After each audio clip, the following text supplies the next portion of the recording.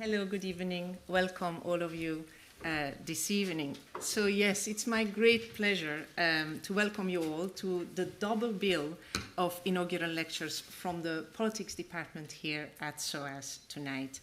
As you know, inaugural lectures are this special occasion where we celebrate the scholarship of our esteemed colleagues. And tonight we have a particularly exciting program.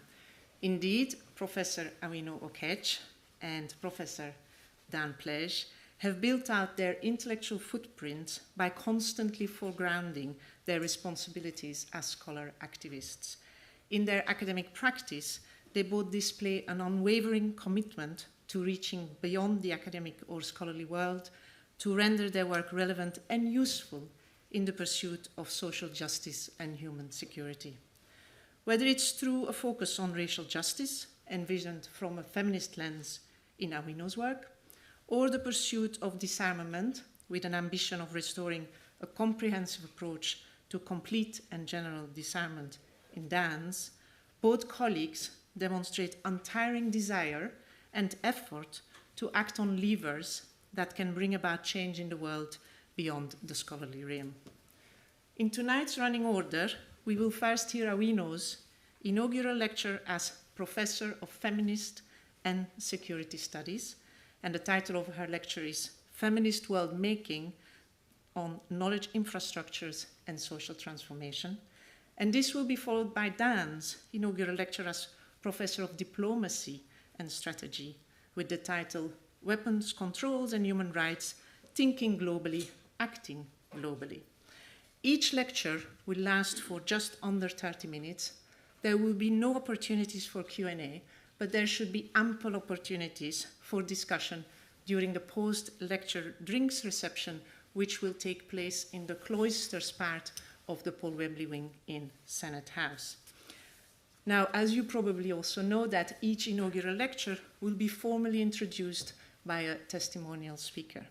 So moving on to the first part of this evening, I have the pleasure of introducing the first testimonial speaker, Professor Gina Heathcote. Professor Heathcote from Newcastle University is an expert on public international law and feminist methodologies. Her current research analyzes the international law of the sea and maritime security from a feminist perspective, with a particular interest in queer and post-human feminist understandings of ocean governance and non-Western legal understandings of ocean care or custodianship.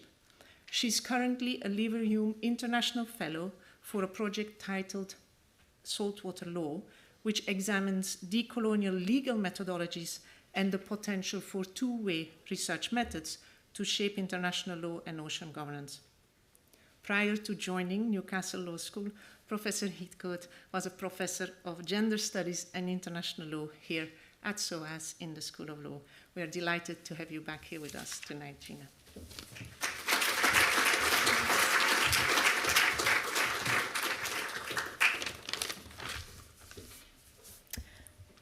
Distinguished guests, fellow travellers, friends, ladies and gentlepeople, what a pleasure it is to return to SOAS today.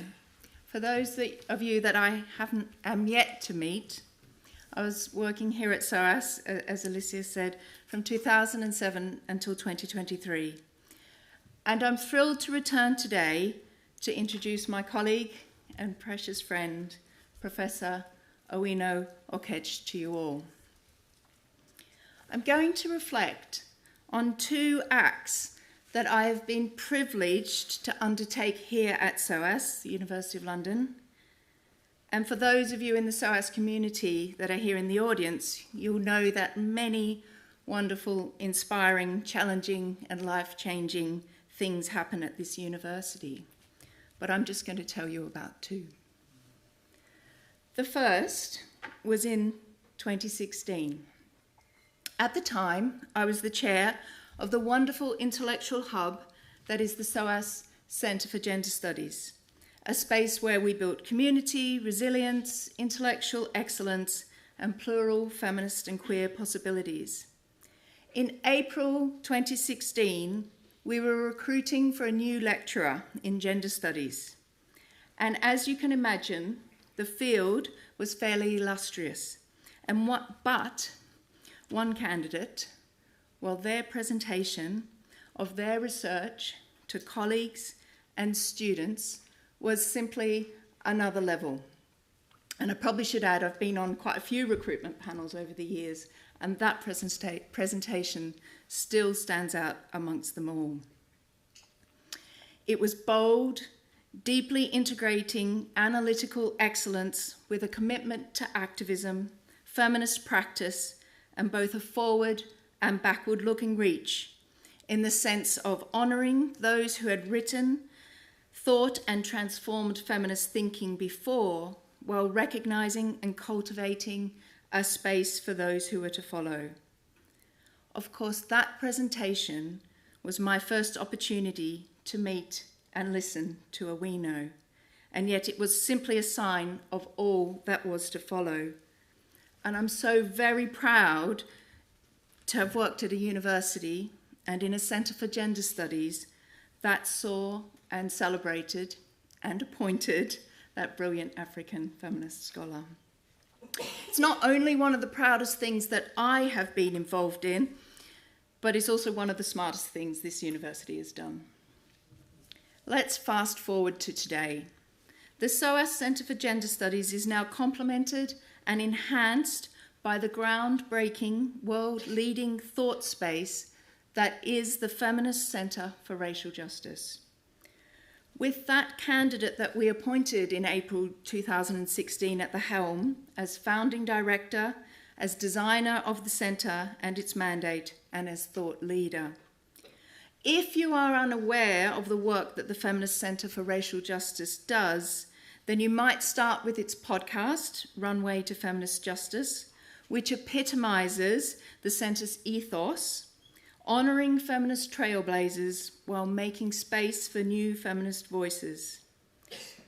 While you're looking over the centre's work and achievements, notice the Movement Builders School, a space for engaging new and diverse voice in knowledge generation. Or perhaps pay attention to the Feminist Centre for Racial Justice funding opportunities for PhD students, for activists in residence, and the deep commitment to collaborative working opportunities. The centre epitomises the brilliance and intellectual rigour, the deep feminist care and global excellence that I was very fortunate to witness in that presentation in April 2016. Since that time, I've watched Dr. Okech's recognition as a key African feminist scholar whose scholarship across feminist, queer, and African methodologies, conflict and security studies, racial justice, protest and resistance, Black internationalism, is nothing short of world-changing. The centre, which is designed via a non-hierarchical, radically inclusive and dynamic leadership model, goes to the heart of Dr. Okech's intellectual contribution and is a lesson for us all in how an institutional space need not be constrained by the many forces that challenge our commitment to linking our scholarship with our practice. The second incredible, inspiring opportunity I've had here at SOAS that I want to speak to you about is this evening. It is thus one that you now all have the privilege to share, the welcoming to the stage and the opportunity to introduce to you all African feminist scholar and thought leader, Professor Awino Okech.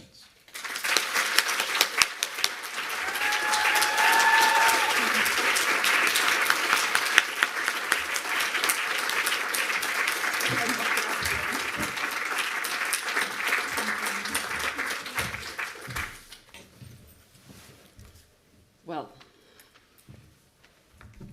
Gina, thank you very much for that generous introduction.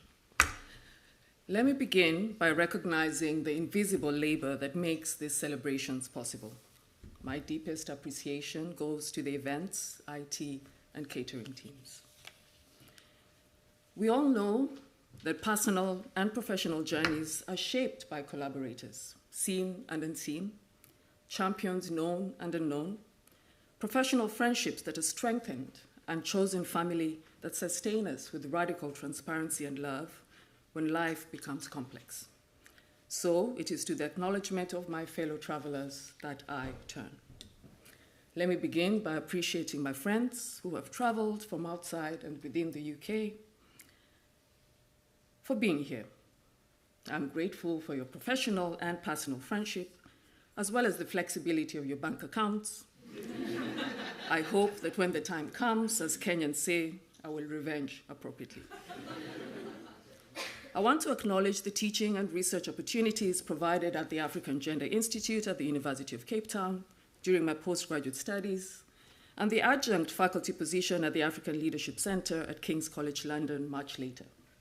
Both allowed me to test ideas and build muscle in teaching and research that laid the foundation for the work I developed at SOAS. Finally, I want to thank my nuclear family for enabling me to graduate debt-free and for critical support over the years. I want to recognize two of my sisters who are here today, who have taken time off work and traveled from the US and Switzerland to be here. A special mention to the first Professor Okech in the family who inspired my academic journey. I cannot begin this inaugural lecture without paying homage to an important person in my life who is not here today. My late mother, Dolphin Achieng Asin Okech. My mother belonged to a generation of African educators in Kenya who in the late 70s and early 80s were part of the Africanization of leadership across formerly white-only schools. In her case, she became the first African and woman in that role in the school she went on to lead successfully for over a decade. I am who I am today, including my decision to study gender studies and pursue the work that I do because of my mother and her work. I wanted to become a teacher because of how fondly her students spoke about her, despite being no-nonsense. My colleagues and students will understand that my no-nonsense approach is in the DNA.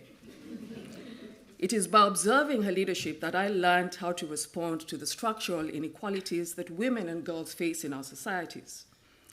Mama, this lecture is dedicated to you. In the time I have left, I will offer a snapshot of my intellectual journey by mapping the socio-economic and political contexts that influenced and shaped my work. You will note that this is as much about how geographies and events become critical to my intellectual inquiry, the role of methodology, and communities of practice. You will also observe that two questions have remained constant in my intellectual inquiry.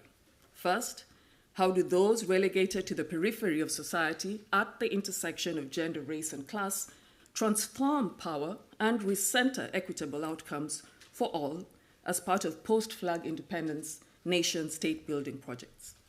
Second, how do we center feminist imaginaries as the site for transformational nation and state-making projects? Today, I present to you the evolution of my understanding of these questions and my modest contribution through research, policy engagement, and conscientizing work. I was invited to study at the University of Nairobi, the only university north of the Limpopo River and south of the Sahara Desert, where I completed a Bachelor of Arts degree with a major in political science. This was at the height of the Bretton Woods Institution's structural adjustment programs. Historian Paul Zeleza, in tracing the evolution of universities in Africa, examines the decimation of public universities during the SARS period due to donor conditionalities that included the requirement to divest from higher education, thus leading to a rise in the privatization and marketization of higher education, and in its wake, dwindling education offers in public universities. The period 1998 to 2002, when I was at the University of Nairobi, coincided with the consolidation of Kenya's second wave democracy movement. In 1991, Section 2A of the Constitution was repealed, thereby reintroducing multipartism. NGOs grew as the vehicles for delivering public goods, and the 20-plus year rule of Daniel Arap Moi was slowly being chipped away.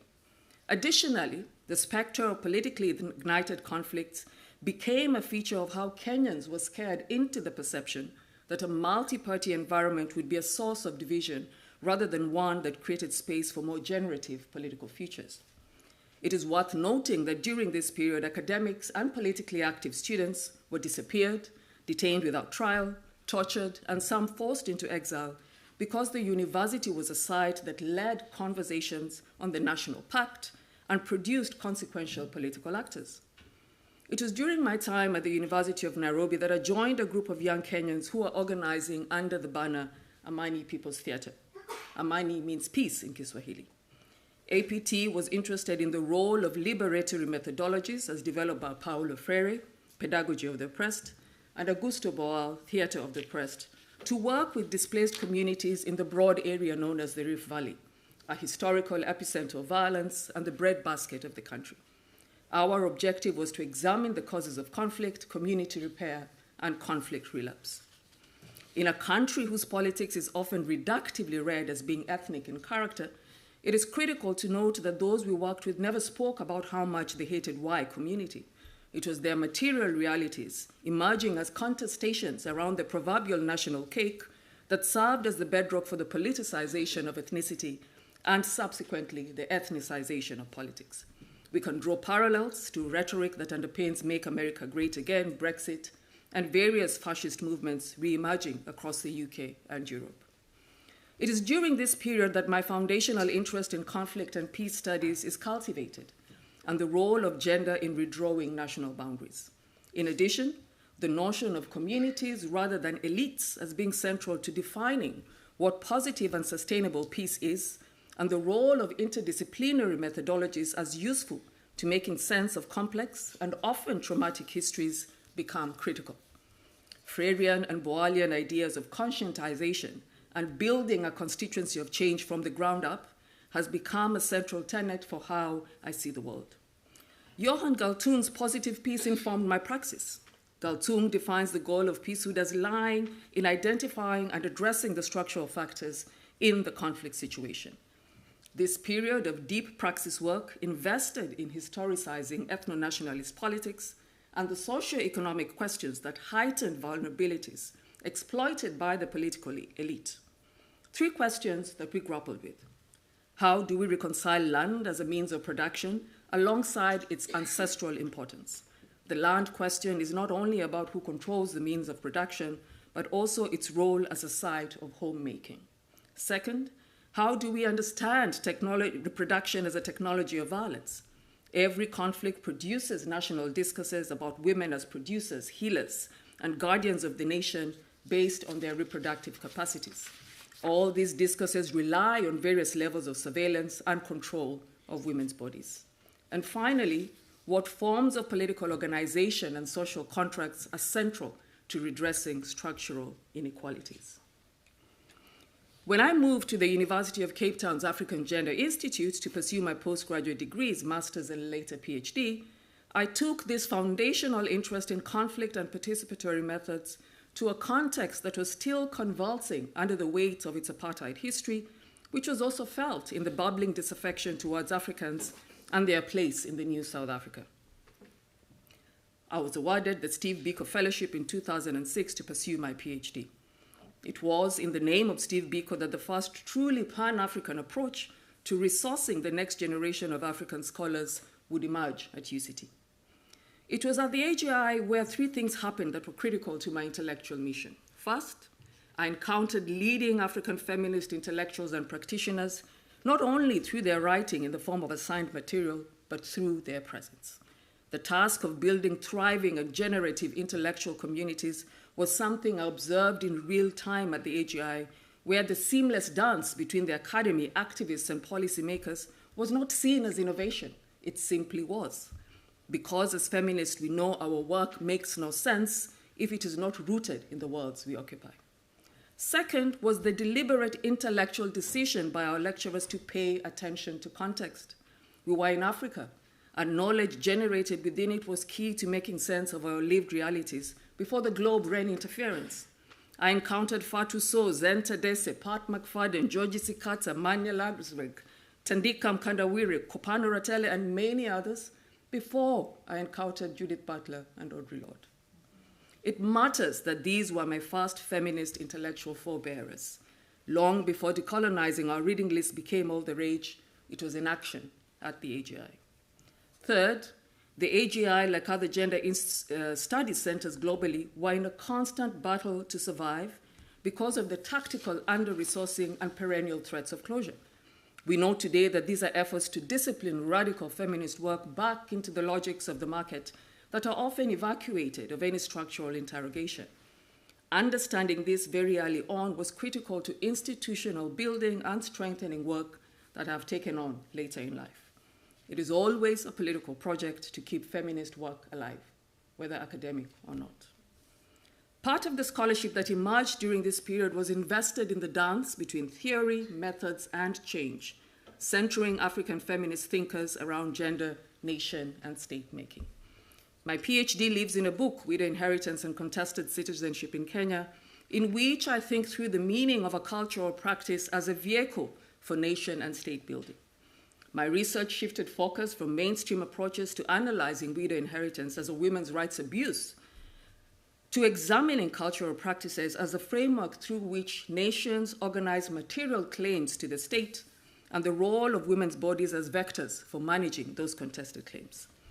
Other aspects of my work during this period flow from participatory theater and theater making as methodologies to think through gender, citizenship, belonging, and placemaking in South Africa 10 years after the historic 1994 elections.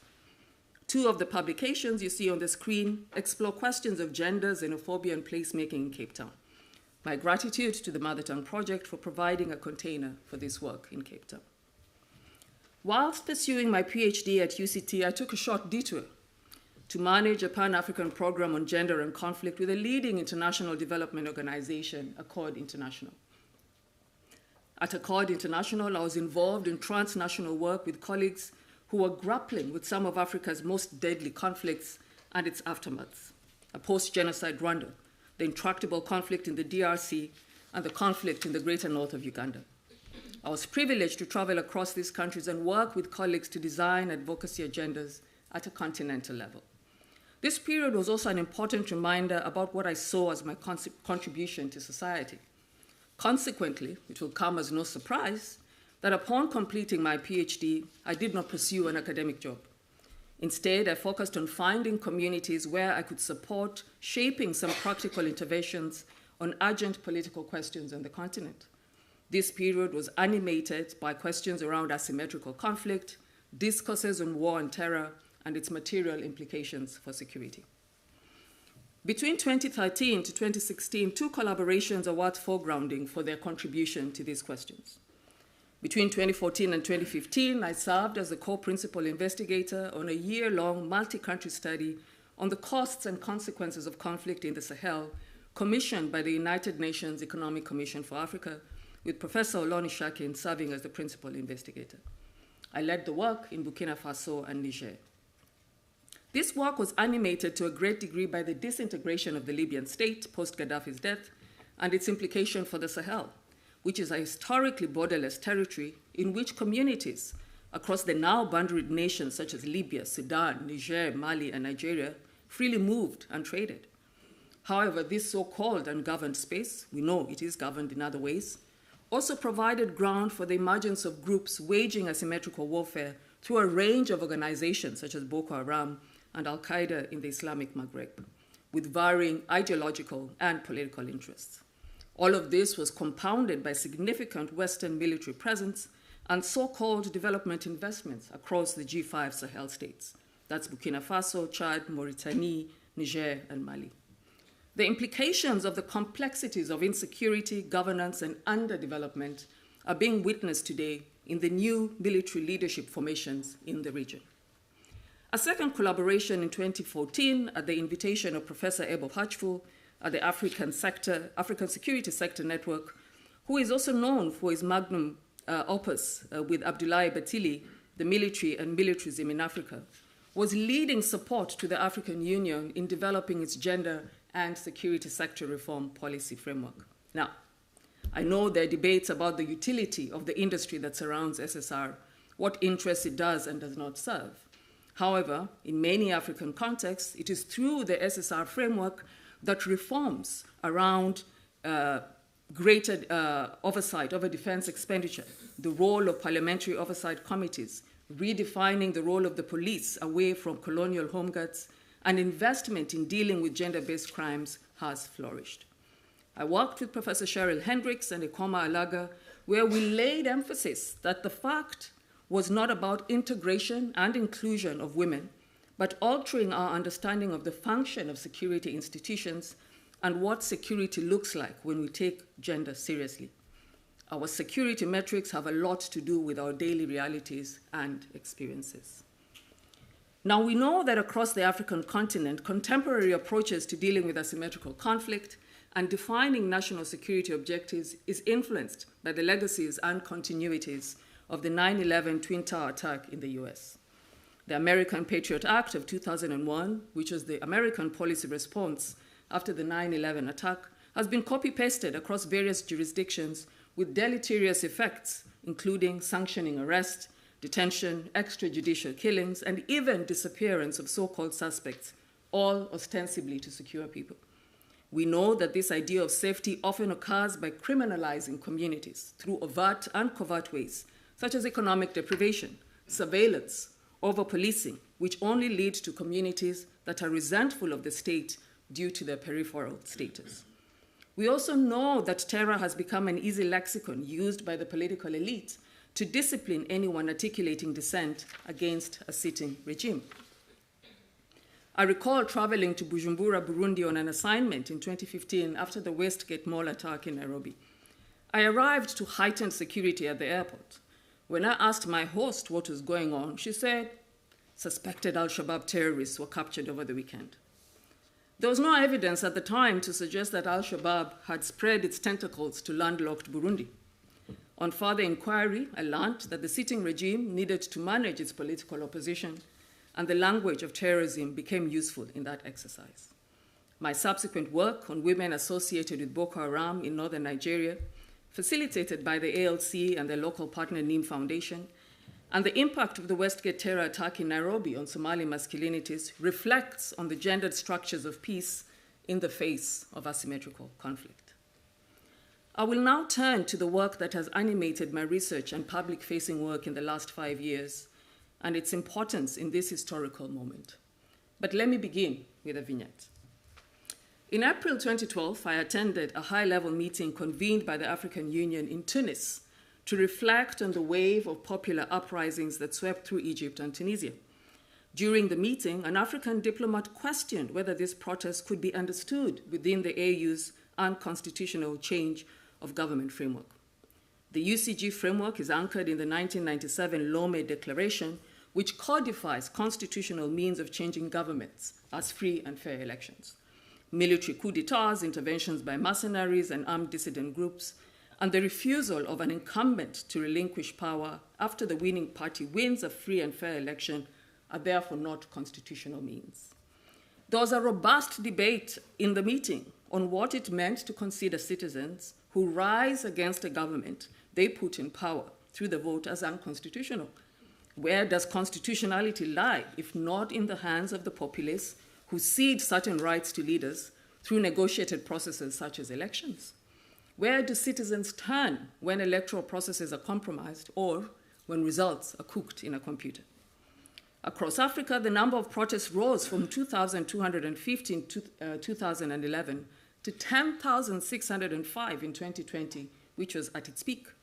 These protests are catalyzed by a range of issues, but at their base are governance deficits manifest in the manipulation of elections through power-sharing agreements, corruption, and service delivery questions. My work in this period has intervened in these debates through 3 questions. What do feminist theories and movements show, not tell us, show about building transformative change?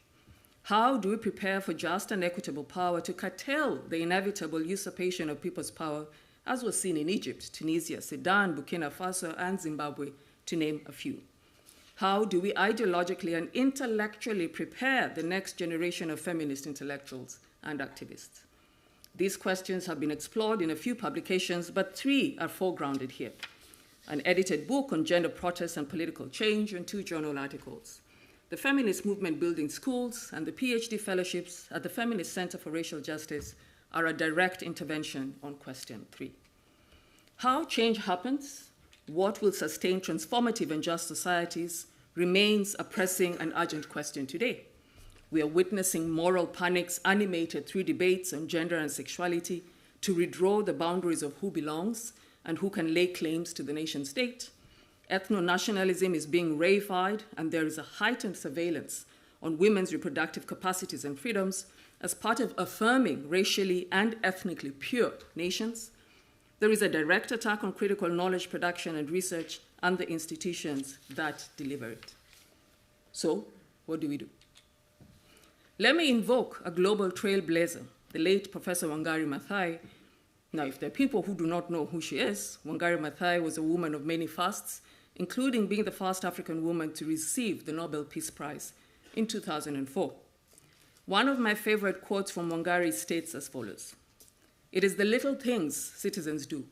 That's what will make the difference. My little thing is planting trees." So what are my little things? I retain a commitment to strengthening African feminist epistemic communities through transnational and multidisciplinary collaborations beyond the academy, because it is this cross-sector work that, in my view, offers a critical antidote at this moment. I continue to invest in partnerships with continental research centers such as Codesria and academic centers on the continent, as is evident in the Feminist Center for Racial Justice's partnership with the Women and Gender Studies Center at Makerere University. As a teacher, I am keen for SOAS students to have access to knowledge from leading African feminist practitioners. In the past, this was made possible by my sponsorship of the late Eva Joyce Wynne and Kare Murungi as professors of practice. Today, that work continues through archival and memory investments in the Runway to Feminist Justice podcast. Finally, I have clarity that my next phase is about returning home through research and knowledge in service of movement building. Friends, colleagues, and fellow travelers, as I conclude, let me leave you with 3 invitations. When I came to the UK in 2016, there were 24 Black women professors. 9 years later, that number has inched to slightly over 80, and at least 5 of them are here today. Professor Ikpe, Sikata, Oloni Shakin, Hastrap, Gwantai, and perhaps 1 or 2 of my other SOAS colleagues may be in the audience. The Black professoriate in the UK is slightly under 1%, with the Higher Education Statistics Agency putting the number at 250 in January 2025, out of a total of 25,670 professors. When I took on a senior leadership role as the Associate Director Equity here at SOAS 3 years ago, there were only 11 Black academics on permanent contracts. 5 of those were professors across 2 departments, 3 in the School of Law and 2 in the School of Finance and Management. This was in a staff body of slightly under 520 academic staff. That number has increased to 24 in a staff body of about 650 academics. I invite you to sit with those numbers. There are enough studies that explain why the outcomes for Black academics generally and women specifically remain as they are in the UK higher education sector. I will not rehearse this literature. However, there is a wonderful fact. The power is in your hands. Staff who oversee hiring and shape the demographic profile of your departments. So to you, I leave this question. Who is in your community? What is the work you are doing to address these racialized disparities in a world that is regressing on questions of race and gender? 2, we are living in a moment where there is a concerted attack on civil liberties against everyone, from movements, private philanthropy to academics. Yet, what is narrowly defined as the catalyst for change movements often leaves out research centers and universities as critical nodes. Yet, it is to universities that authoritarians target first. We must be front and center in translating the solutions to the world's challenges. As the late Guinea-Bissau anti-colonial organizer and intellectual Amilcar Cabral said, nobody has yet made a successful revolution without a revolutionary theory. What are we resourcing in this moment? Finally, in October 2016, as I settled into my lectureship at SOAS, my academic senior, Professor Awino Okech, asked me, "Now that you have this job, what's your plan?" I thought to myself, I'm still adjusting to what feels like a very bad decision to uproot my life in Nairobi and move into these cupboards you call flats in London.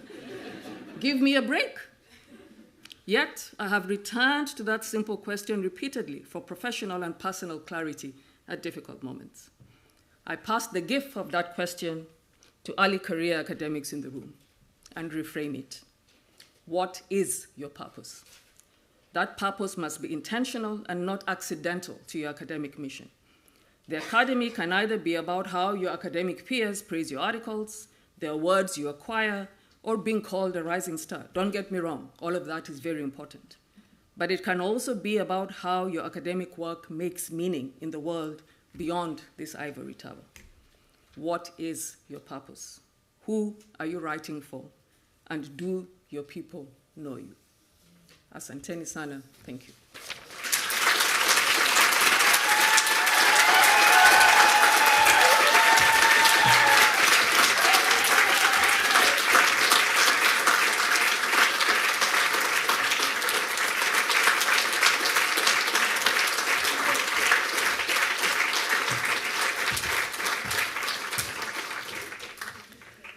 Thank you very much, Awino, for this taking us in this tremendous journey, your personal intellectual journey, for giving us an insight in the geology of your no-nonsense approach, and for grounding the economic and political developments that conditioned your journey. Thank you. And so that is the moment that we move on to the next inaugural lecture to be delivered by Professor Dan Plesch, and I'm delighted to introduce Professor Stephen Chan for the second testimonial speaker, as the second testimonial speaker tonight. Professor Chan is from the politics department here at SOAS. He has been an international civil servant involved with several key diplomatic initiatives in Africa for multiple decades. He has helped pioneer modern electoral observation and continues to be seconded to diplomatic assignments today. He has twice been dean in this institution and has published multiple books. He won the 2010 International Studies Association Prize, Eminent Scholar in Global Development, and broadcasts and lectures internationally. Please join me here, Stephen.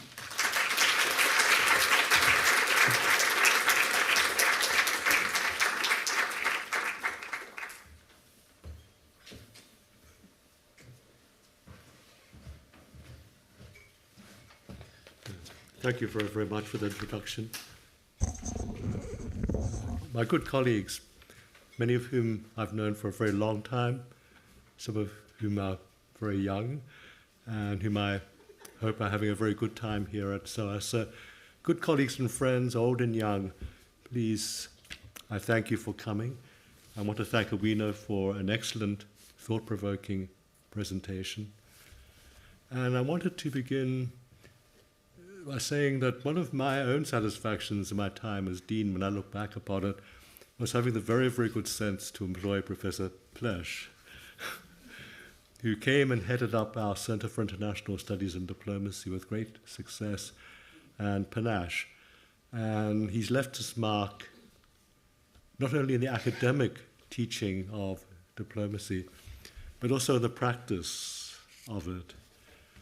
So many of us use this term praxis very, very casually. We all think it's a wonderful term. What does it mean to live in praxis? Well, basically, of course, what you're committing yourself to is lived thought. You cannot think and act separately. The two go hand in hand. They go hand in hand in different ways in different environments. If you spend a lot of time only in academic circles, then praxis becomes itself an academic subject. If you move in a world of militarized and politicized upheaval, and you want to move in a way that could make a difference. You want to move in an activist way. And you are thinking about praxis, you have to be seen to act praxis. You can't leave it behind as a want to be and nice to have. They go hand in hand, and they have to be visibly hand in hand. So the big question is slightly different to how we would phrase it in academic life. Okay, you can talk the talk, and now will you walk the walk? What you're being observed as doing outside of academic life, in a life of engagement in the difficult problems of the world, is he can walk the walk, and now because of that we'll listen to him talk the talk. It goes the other way around. If you can't walk, you're not going to be allowed to talk. No one's going to pay any attention to you. Because these are people who walk difficult paths, and they want to be helped. They want to be listened to. They want to be advised by someone who understands their world.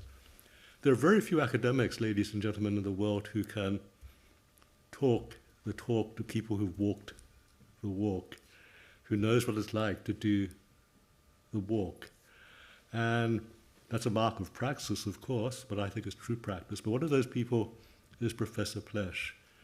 His engagement with the outside world is a tale of engagement, of praxis, of involvement, of a great desire to try to make this world into a better place. Not just to say something meaningful academically, that of course is very important to us all, but to take the instrument of discourse and to make it truly interdiscursive, not just among academic disciplines, but between academic life and a life of complexity in which often very terrible decisions have to be made. Decisions to do with things like war, decisions to do with, for instance, nuclear war, decisions to do with armament for the possibility of nuclear war, questions about if we have to go to war or prepare for war, to what extent do we suspend, reduce human rights? If we have to suspend or reduce human rights, to what extent should the rights of women be reduced first? These are very real questions in the minds of many, many policymakers as the world becomes more and more of a fraught place. When you look at Professor Plesch's back catalogue, that is the large number of books that he's published, he's tried his best to address all of these questions, very much concerned with human rights, very much concerned with arms control, very much concerned with how the world dealt with itself and tried to recover from the years of Hitler. A, how did we let someone like Hitler come to power in the first instance? And B, given the aftermath that he left, what kind of world order did we put into place to try to deal with that and prevent that from happening again? Can some of those instruments of not letting it happen again be relevant today? Is the world heading for another dangerous possibility of a volatile and authoritarian and violent period? So these are all questions that are raised by Professor Plesch, not as someone who simply wants a better world, someone who wishes to address the question of how do we get there, not how do we get there in some kind of utopian pathway, how do we get there and bring with us, for instance, the military establishment. They're not going to go away, are they? How do they come with us and become a useful part of the world that we would like to see? How do we understand them in terms of strategic thinking? To what extent is strategic and militarized thinking totally different from our thinking? If it's totally different, how can we understand each other? And yet, when you're living a life of praxis, being able to understand the other is absolutely key. Otherwise, there's no point of communication. There's no point of persuasion. So being able to walk the walk and then being allowed to talk the talk until the talk becomes deeply persuasive, I think that's what Professor Plesch has set out to do. His books are articulate, eloquent, even elegant. And they are very, very much books that have made a bit of an impact in the world at large, the world of hard decisions, the world of hard choices. It's been a very great pleasure, as I said, to have had him here as a colleague. He's made a difference. One of the things that he has been noted for doing is being extraordinarily helpful to young colleagues. In other words, he's not living off what he's accomplished in his life outside of SOAS. He's trying to build SOAS from within, particularly with younger members of staff, always on hand, always happy to give what advice he can, always happy basically just to give an encouraging word. So it is with very great pleasure, ladies and gentlemen, that I want to introduce to you tonight's second inaugural speaker, someone who lives a life of praxis, who acts praxis, who can walk the walk and has earned the right to talk the talk. I thank you.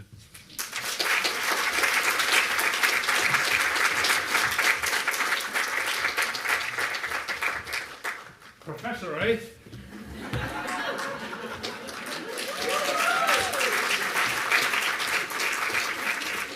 Well, that was all a bit serious. I've been involved in international politics most of my professional life. And the first thing I want to say, picking up on what Stephen said, is it's been an awful lot of fun. Both the people I've met and occasion when you do get to change policy and governments move or occasionally call summits, wow, that's a blast. And it's addictive, I tell you. I want to say that at the outset. These are very serious subjects, but you can have a lot of fun dealing with them. Now, first of all, following on what Awino said, I want you to give it up for Mohammed Shantouf, who's been in that looking after me for 20 years. Mohammed, thank you.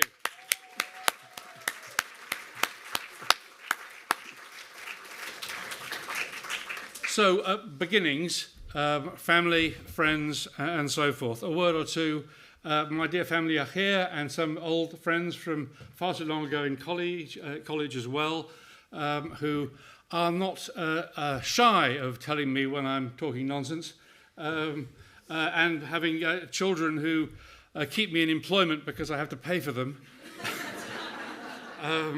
long past retirement age.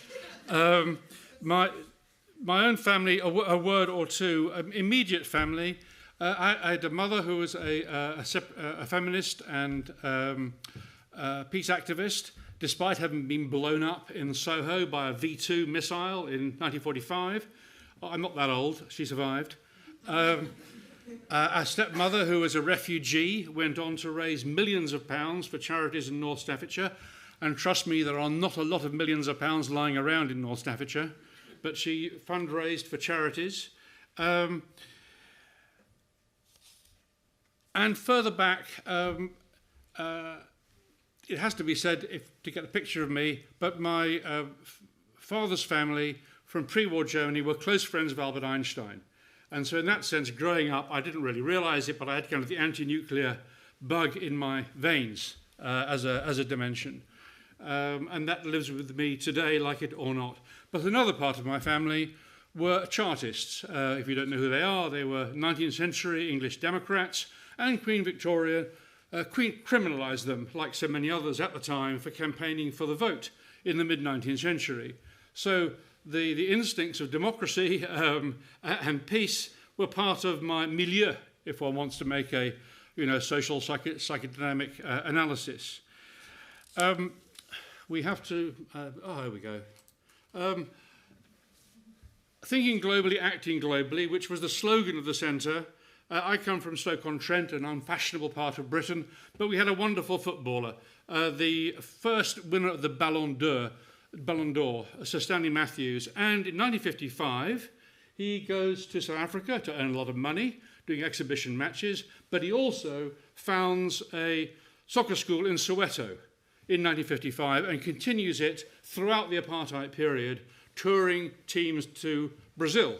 Now, you can put that in its own context, but for me, that epitomised the idea that you think and concerned about global activism. You don't want to buy apartheid oranges, but also you can think about engaging globally, not just being at home. Fast forward past my time at Nottingham with my friend Dylan, who's in the audience, And one said, what did we get up to then? We forget.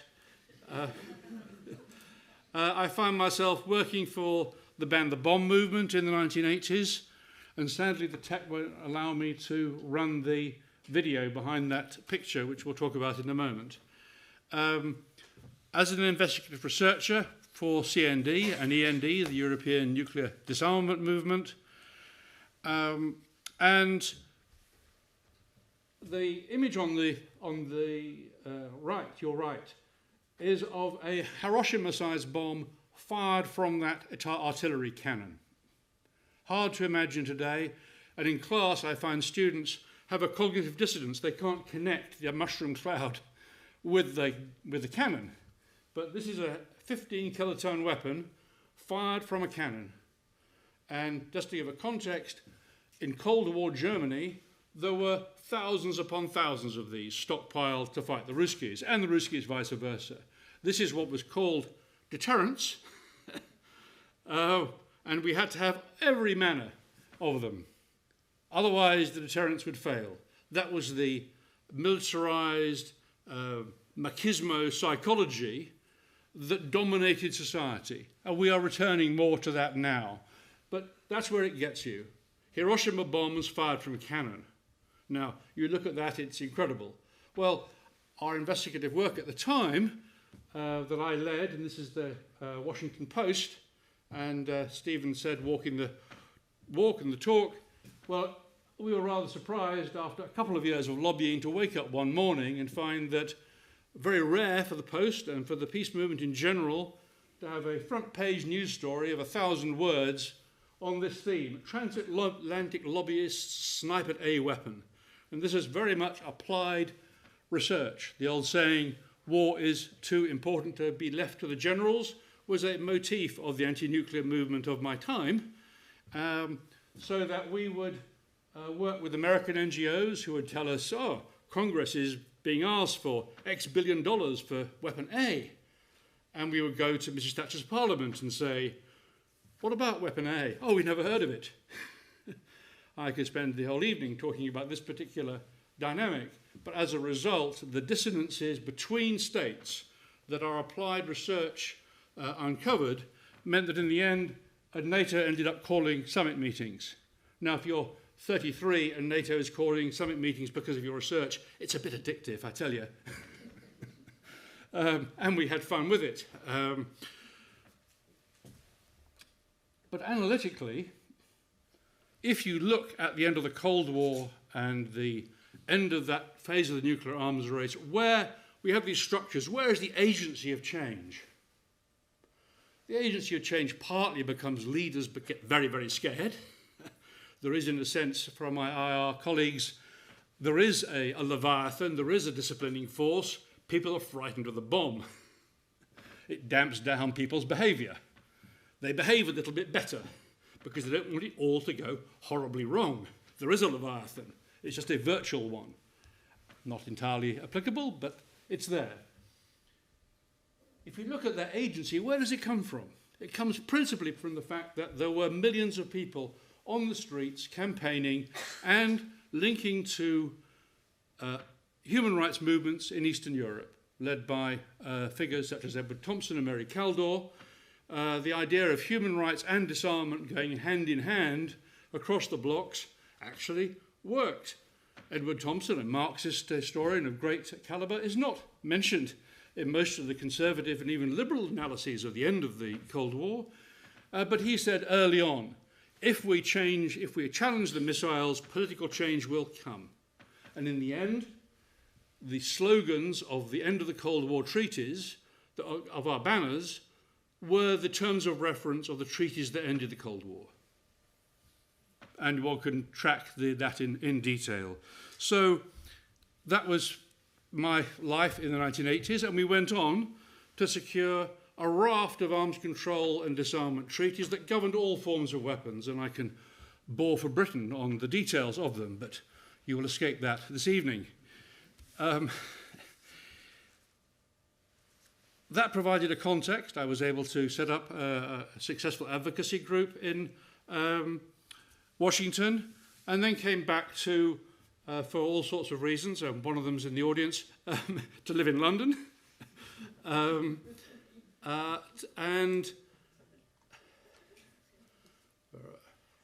you.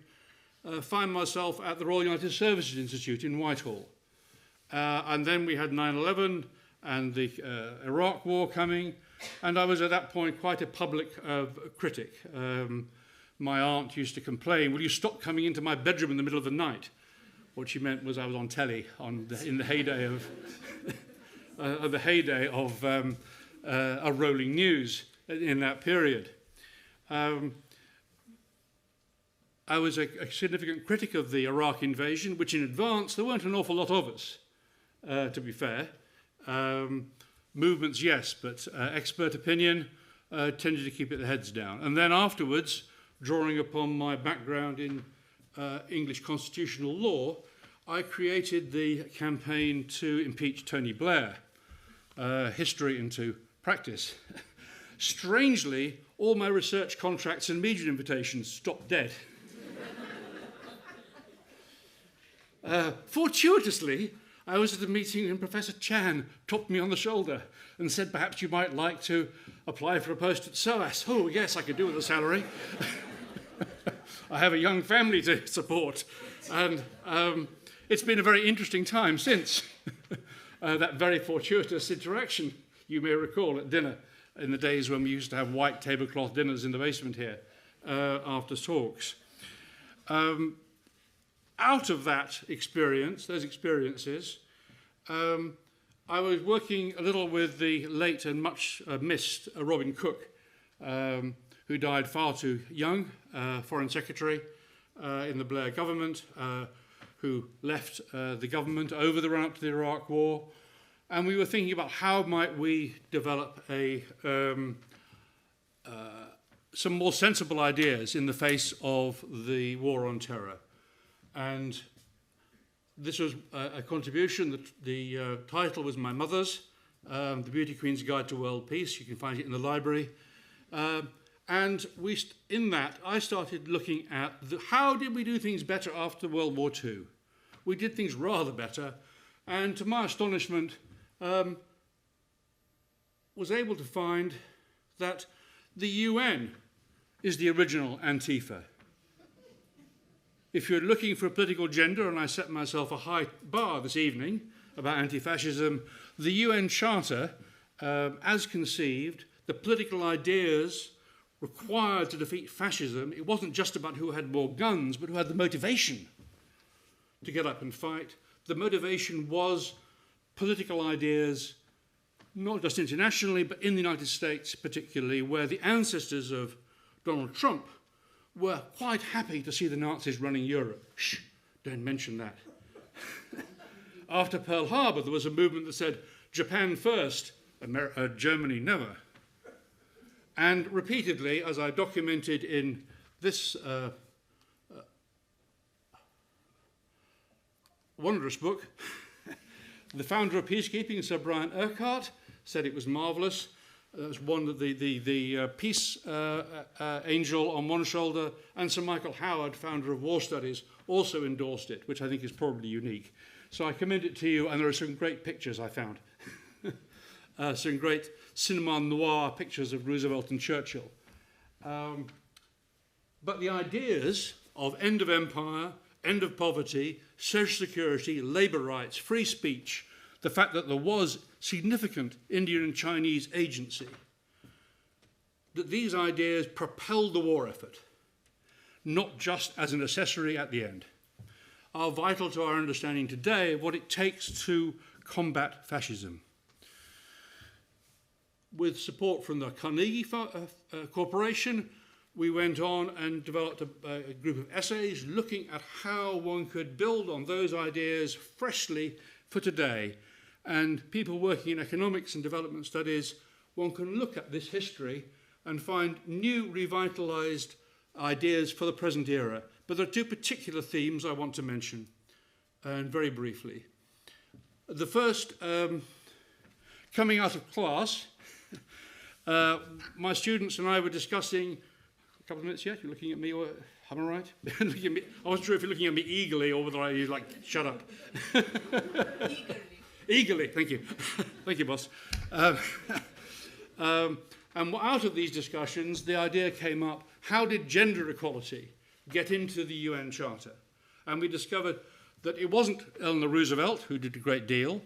It wasn't Northern women, it was women of the South. It was particularly ambassadors from Dominica and Brazil, unknown still to their countries, and led by SOAS students. There's a project you can find on my website about this. First of all, having to have a serious bureaucratic battle with UN Women itself, who didn't want to accept that it wasn't just Eleanor Roosevelt, it was Southern women. That was a whole, that's worth a lecture in itself, and we could have them in to talk about that. But today, all of UN training talks about Berta Lutz and Minerva Bernardino. And it didn't. And they led that. I kind of provided some air tickets and a couple of introductions, but they did that. And then HBO did a whole documentary, 3 hours you can find on our website, of their campaign to change that discourse. And as I say, that came from class. And then working, as so often change comes when people are working in parallel, Rebecca Adami in Stockholm had done a similar job on the Universal Declaration of Human Rights. And we came together, and then they were able to show that every single UN formal treaty convention from 1945 to 2000, the drafting and the political leadership was ambassadors from the South and not from the North. Now, that is not one of the students, Fatima Sator, was Algerian, and for her this is transformational, because as an Algerian woman, she's told, oh, this is all Western Northern ideas. The fact that it is Southern women who are achieving all of this through the 40s, 50s, 60s, 70s, 80s, and 90s, which is, I think, transformational, and certainly it was for her and many of her colleagues. Now, galloping on, another fun topic to go with war, and we'll come back to that shortly. Stephen gave me a big build-up about the military. But right now, the impunity of heads of state and government from prosecution for their crimes is, I think, one of the disasters in modern human rights. The International Criminal Court has, to some people's surprise, has brought charges against Putin and Netanyahu. And they're attacked for being, oh, this is just, modern creation. And individual nations are very reluctant to deal with this. But the work that I engage in, I think I've got a couple more minutes yet, I hope. I think, yes.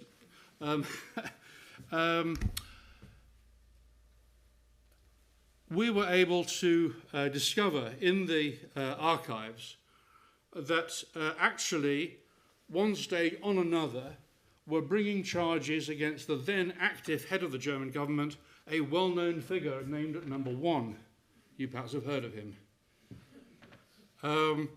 And these are charges, as you can see, in what I call a traffic ticket for war crimes, which was issued at the time, which are thousands which we discovered, by the Czech government against the German government, endorsed by an international body.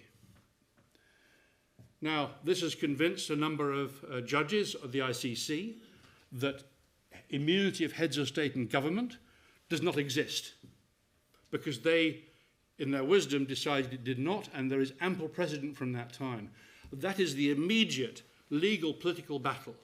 And I sat in a room round the corner at the Institute for Advanced Legal Studies, where an international judge said, oh, all the facts and evidence are right, but for reasons of power you won't get anywhere. Great view from a judge. They're supposed to have it the other way round, aren't they? But I'm just a simple historian and peace activist, what do I know? And we were able to take this to the French courts in a case about Assad, and the French appeal court agreed with us. we took the case, as a detailed dossier on my website, to the French Supreme Court in the summer. And the Supreme Court got away with dismissing it by pretending it didn't exist. They'd have said there are no precedents. Well, we have 2,000 pages of them. Oh, and by the way, for the French Supreme Court, we wrapped it up in Charles de Gaulle, not everybody's fave, but we wrapped it up in the policy of the wartime French government. But still, they pretended it didn't exist, which I think is extraordinary and subject for further debate. This work came as I was working on the origins of the UN, and I went to the archives, and I kid you not, the regulation for accessing this material said, it could be a Hollywood line, along with eat after reading, it said to get access to this material you need personal approval of your government, personal approval of the UN Secretary General, and then, this is the kicker, you may not make any notes of what you read. There's a story attached to that. After a couple of years, we broke it open and found these files, which were classified by the CIA to protect the guilty. There's a book about it. Moving on, and we'll end up with weapons and the future in 90 seconds or so. With my former student and now a colleague, give it up for Manuel Galileo, who wrote my latest study on weapons. In the week of his graduation, he made the global press, including The Sun. We had 2 pages in the tabloid press, as well as the South China Morning Post and the rest. And what was it? Because we said that the Americans could wipe out the Russian and Chinese deterrents before they could launch them. If you believe in the idea that war is too important to be left to the generals, the idea that Trump and people around him and the people with all the gold braid think they could get away with winning without using nukes, they couldn't, but it's properly scary. Our latest research isn't they could do it in 2 hours, they might be able to do it in 15 minutes. Happily discussed that over a pint or two, and I could do with one. But this, on the bright side, and I'm 2 slides away from finishing, along with the wonderful Henrietta Wilson, now at King's, we brought together the 18 top analysts of open source investigations. You know, when stuff goes on the news, there are grainy satellite pictures of some bunker that's being built or some human rights abuse. All those contributors, Bellingcat and so on, came together for this study, and we have managed to have 70,000 downloads, which is not bad for a specialist subject connecting academia with the real world. So it becomes much more difficult for the boys to hide their toys, is the Henrietta would spin in annoyance for that cheap crack. And finally, confronted with what we do today, I would simply say pessimism is a luxury we cannot afford. We have the world is not a spectator sport. As Awino does, we can get out there and make change. And I offer you something of a menu to choose from and add to make that change. But we should also be prepared and to be real. There were those in this room who didn't ever think that DFID would be put into the Foreign Office. Well, they did it. You could see it was happening. If Farage becomes Prime Minister, the Race Relations Act, the Equal Opportunities Act will be gone instantly, and SOAS won't survive the week. The Royal Charter will be ripped up, and we better now have some offshore SOAS in the Cayman Islands and teaching everything by distance learning if we are to survive that eventuality. And the polls tell us it's going to be real. We're told it's happening, but what are we doing about it? What do we do about it? What do we do about it? My granddad was both rich and smart, and he got out of Nazi Germany in 1933. If he hadn't been rich, well, there were people who were rich who didn't, and people who were smart who couldn't. He was rich and smart and managed it. So, you know, keep your bags packed. There are things to draw upon. I think the present government, for all its problems, is hugely better than we've had before in recent memory, and we look at Bangladesh, look at Nepal, look at No Kings to show the way. So, if you have been, thanks for listening, and good night, good luck, and let's get a drink. Thank you.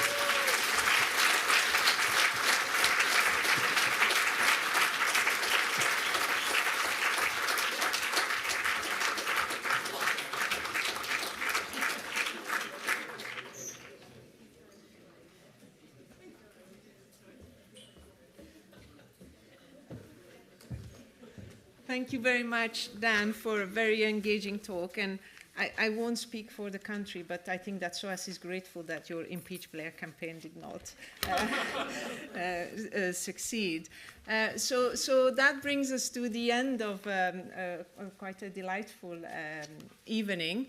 I am now inviting you to follow us across our precinct to the cloisters, where there will be lots of refreshments available and opportunities for further conversation. Thank you very much again for being here.